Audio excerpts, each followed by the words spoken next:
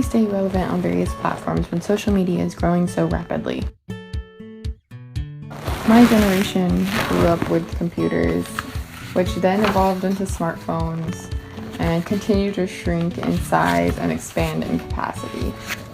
While experimenting with different forms of social media, I think the hardest one to crack, but also the most interesting and rewarding, is YouTube.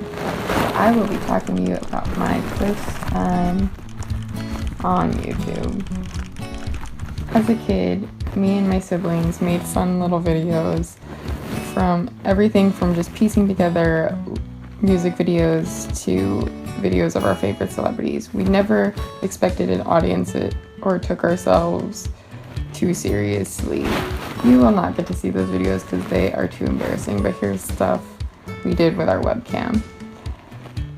Eventually, YouTuber, internet personalities, gurus, influencers, and the like became an actual occupation. I never considered this until her campus, through their high school ambassadorship, gave us an assignment to take an article and make a video out of it. So with my freshman obsession with colored skinny jeans, I chose Kelsey Mulvey's How to Wear Colored Jeans in 21 Days. I recruited my siblings to help me, and filming only took an hour, editing took twice as long, and the most difficult part was probably uploading the video. Over the years, it has garnered over 100 views and was met with positive feedback and constructive criticism from family and friends alike, as you can see on my Facebook. Through this, I learned a lot about what goes into a video that you intend people to see. Many think that being a YouTuber is a profession for people who can't break into the mainstream until it's realized that this is the new mainstream.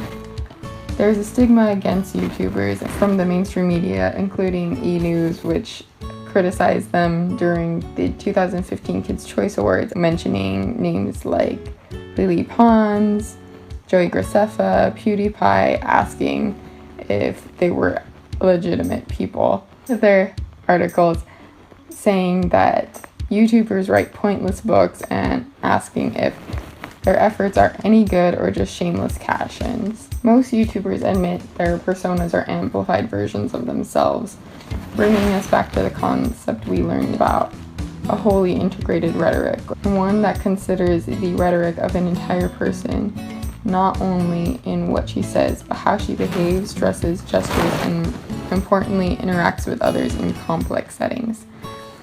Maybe that's easier said than done, or when you only have yourself and a camera. But how do you get this following on YouTube? You shamelessly self-promote always. Now, selling yourself as the greatest content creator isn't necessary, but what is putting yourself out there? Many, though, have relegated themselves to shameless clickbait titles, like in this April Fool's parody that Wong Fu Productions put out years ago. One major change is the way the world discovers our videos. These days, every popular video, every article has a crazy catchy title aimed to get your attention and your click. Here at Wong Fu Productions, we want your attention also. That's why starting today, we're renaming all our videos to match the current language of the internet. So close. Strangers Again will now be called 7 Stages Every Relationship Goes Through. Number 4 will break your heart.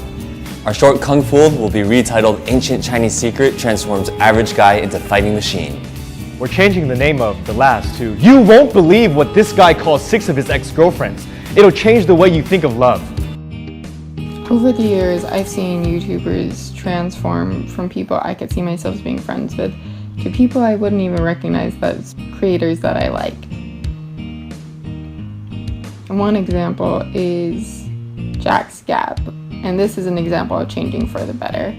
As you can see, it started as something as goofy as my first video or boredom changed slowly but surely into things more serious, like beginnings of their rickshaw run where they raised money for charity and collaboration projects about love and belief.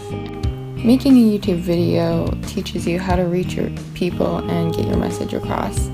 I don't recommend it as a career for everyone because how interchangeable the faces and names have become. My sister will often name off Viners who turned into YouTubers, and now that Vine is defunct, some have a guaranteed following on YouTube. I can't help but think sometimes, am I really that out of touch with the YouTube community now that I don't recognize some of these names? As you can see, most of what I look up is music related and or some sort of informational video. It's a medium where you can't afford to fall behind, and as long as you keep progressing with the times, you might be just fine. I'll always be glad her campus put me out there to learn all of this and be more confident in my knowledge of YouTube and how to navigate within it.